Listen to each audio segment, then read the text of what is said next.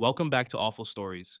It's Matt here, and make sure to drop a like and subscribe to not miss your daily fix on Reddit stories. Let's jump into our first post in the relationship advice subreddit, titled, I have been seriously contemplating divorcing my husband since he got sepsis earlier this year. I know this sounds bad, so let me explain the whole story. I grew up in a very religious household and was pressured to do everything right. We got married when I was 19 and had only been together for about 6 months before then. We were both virgins when we got married, so things were awkward to start. He had also not dated much before me, so a lot of what had happened I excused as him not being experienced, or because he has ADHD. Throughout our marriage, there has been an unfortunate stack of red flags that became glaringly obvious to me when my husband got sick. When he got sepsis, I found myself wishing it was me instead, and it was not in an altruistic way, which surprised me. I had to drop everything to make sure he was taken care of, and put my feelings to the side to dissect later. After a week, he was finally able to come home but still struggled to walk for a while. During this time, I took care of everything, including talking to his bosses at work and figuring out family and medical leave and making doctor's appointments on top of my usual responsibilities as a mother. And during this time, I started to understand what it was that made me feel that way. I understood that he never did the same for me. This may seem an unfair assessment, so I will share the few times I have been in the hospital since being married. The first time was when I gave birth to our daughter. He was not there for the birth, but I believe this is excused because he was deployed at the time. What I think is important about this time is that he was permitted to come home for about a week to meet his child. During that time, we lived with his parents, and while he was home, he spent most of his time playing World of Warcraft with his brothers. He also contemplated leaving me home alone to visit a distant family member he barely knew who had just died. I might be a butt abyss for making him stay, but he would be gone the whole week when he was permitted to come home because of his daughter. He seemed to get annoyed with me often during this week because of how often I asked for water while breastfeeding, because I was not allowed to go out to get it myself. After the week, he went back, and it was 3 more months until he was finally home for good. After that, I did not need as much help because I had gotten the hang of being a mom a little better, so things seemed okay. The next time I was in the hospital, I was giving birth to our son. By this time, he was out of the military and was able to be present for the birth. I had more complications with my son, which resulted in more doctor's visits, and he was there, thankfully, for most of it. I ended up having to be induced early because I was hypertensive. At this point, I kind of knew what I was doing, so I did not ask for help from my husband, but still enjoyed his time off from work. Unfortunately, he decided his paternity leave was too long and asked to go back early, so he ended up missing my birthday because he chose to go back early. The last time I was in the hospital was almost exactly a year before he got sepsis. I was to have surgery to get a tubal ligation. We had talked about no longer having kids because I started to fear pregnancy, something I am understanding better with therapy. We weighed the pros and cons of a vasectomy versus the tubal ligation. Despite the vasectomy being cheaper and safer and having a shorter recovery time, I was the one who was decided to go under the knife. The day of the surgery, he could not get off work, so I was at risk of having to figure out how to get home while coming out of anesthesia if it took too long. Thankfully, it ended up okay, and I got home safe, but I had to take care of my kids while recovering. While I was still recovering, my husband talked about calling in sick because a new game was released, which appalled me since he did not offer to do the same for me. These are a few of the big examples that do not exactly cover what would happen day to day. I had realized during our whole marriage I had been pretty severely neglected. All of these issues I would try to address and talk about, but were ultimately ignored,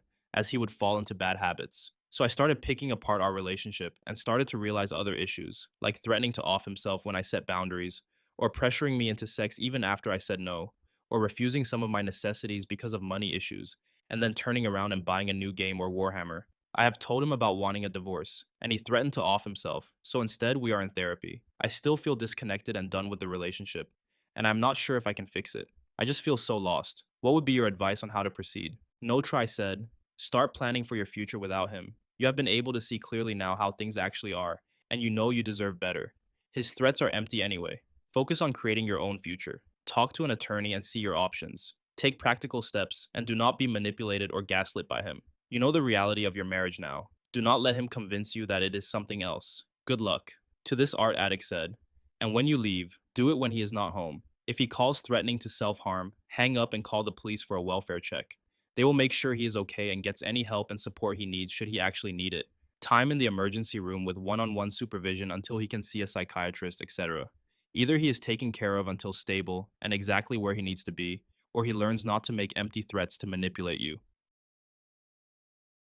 The second story for today takes place in the AITA subreddit, titled AITA for refusing to financially support my parents and explaining why when my brother asked. I have been living in a different state from my family for over 10 years. I have supported myself the entire time and rarely asked anyone for help. I did not grow up with my parents. My grandmother supported and raised me, and I never had a close relationship with them. Last year, I went on vacation with my siblings. During the trip, I found out that my youngest brother, who makes the most money out of all of them, has been paying the mortgage and most of our parents' living expenses. He asked me why I was not helping financially. Since he asked directly, I answered honestly. I told him that our parents did not support me growing up, and that I still remember when my grandmother asked me to write them a letter requesting financial support for my education. My mom wrote back to my grandmother saying she should teach me not to ask them for money because what my dad earned was just enough for them and my three siblings. My grandmother let me read that letter, which I do not think my mom knows. I told my brother that I contributed financially when we immigrated and that I paid rent when I lived with them for 2 years. I also used whatever money I earned to help support my grandmother, who actually raised me until she passed away. After I moved to a different state, I have been completely on my own with zero financial help. Because of that history, I did not feel responsible for supporting our parents now. Apparently, my brother told my mom. She confronted me via text and accused me of being disrespectful as a child. I explained my side and the experiences that shaped my feelings. She mentioned times she believes I was disrespectful, including verbal and physical conflicts. I explained that these incidents did not happen in isolation and were often triggered by her actions, such as trying to persuade my grandmother to send me somewhere to dance for money or deliberately ruining my school uniform by putting soy sauce on it. I told her she had not treated me like a mother should when I was growing up. The conversation did not go well, and afterward, my mom stopped talking to me. Eventually, the rest of my family did too. Now I'm basically no contact with all of them. I feel like I told the truth and set a reasonable boundary, but somehow I am the one who ended up alone. So, just to clarify, my siblings paying most of my parents' mortgage is not actually a hardship. The cost is split three ways between two brothers and one sister, and they all still live in my parents' home. I have never lived there and do not even have a room in that house, so I'm being asked to contribute to a household I was never part of. Their mortgage is under $2,000, which is cheaper than what most people pay for rent right now. My siblings divide that amount based on income. My brother pays the most, and the other two split the rest. They also split utilities and groceries. My parents also receive fixed income from Social Security, which they use to travel back and forth between two countries. They are not struggling. They simply want to keep their same lifestyle without adjusting their spending. I am married, and we do not have kids yet. My husband and I set up our finances so either one of us could cover all household expenses alone if necessary. That is intentional for if I get pregnant, I would be able to stop working for a while without financial issues. My parents and siblings see that stability and assume it means I have extra money to give them, basically because my husband could support me. Realistically, they could sell their house and make a significant amount of money, which would easily support their retirement back in my home country. My siblings are in their late 20s and early 30s, so they are fully capable of moving out, renting their own places, and building their own independent lives if they wanted to. But that is not what they are choosing to do. Living together is simply cheaper for everyone involved, and it benefits all of them. That is their choice, but it does not mean I am required to subsidize it. So no, I do not think I am the asshole in this situation, which is why it is confusing to be treated like I am. Soy sauce was the most accessible thing for her to use because it was one of our main seasonings at home.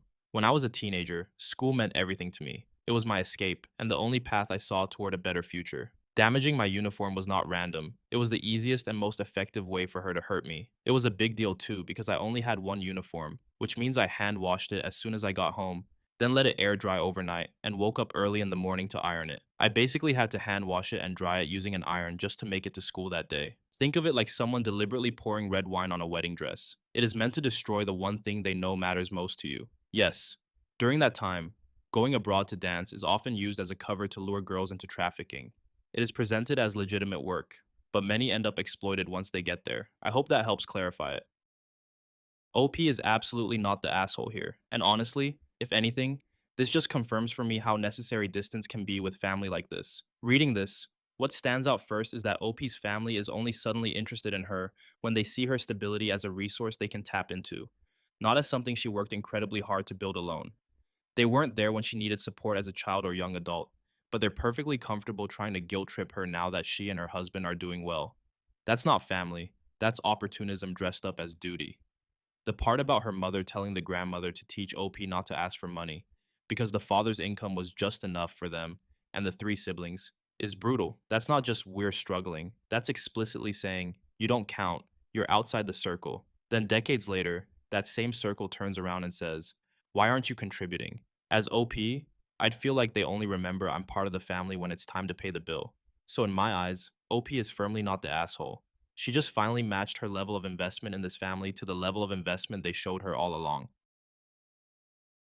This third and final story takes us to the advice subreddit, titled "I commissioned art of me and my fiance, and they keep making him white." For context, I am in an interracial relationship. I am white and very pale, and my fiance is Filipino with a clearly medium to dark skin tone. About 10 days ago, I commissioned a portrait of us on Fiverr as a Christmas gift. It cost 60 bucks, and the artist had good reviews and cute examples. I did not realize until later that all of their sample work featured very pale characters. I provided multiple photo references. When I received the initial sketch, I asked for a few changes. The artist only addressed some of them, which was a little disappointing, but I figured it was still good enough. The bigger issue came with the colored version. Everything looked fine, except that we were drawn with the exact same skin tone. The artist had made us both white. I asked her to correct this twice, and sent additional reference photos to clearly show my fiance's actual complexion. Each time, the change was either extremely minimal or unnoticeable, to the point where I asked if the original image had been resent by mistake. At this point, my fiance is still drawn as white,